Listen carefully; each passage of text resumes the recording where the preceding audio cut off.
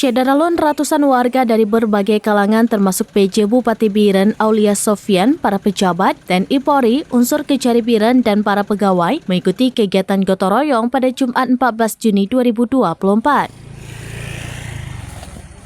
Gotong royong membersihkan saluran dan jalan ke objek wisata Ujung Blang di Dusun Gelumpang, Gampong Ujung Blang, Menasah Arun, Kuala Biren.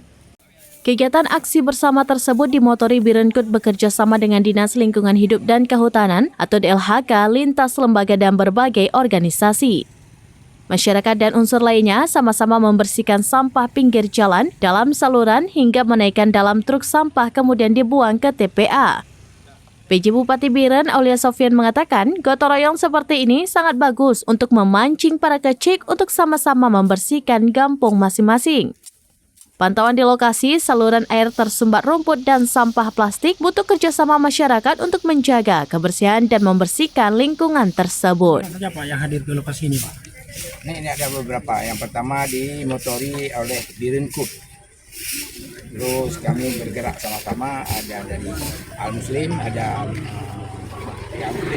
komunitas, juga ada dari komunitas-komunitas lainnya. Jadi ada mungkin lebih daripada 10, kurang daripada 10. Itu komunitas.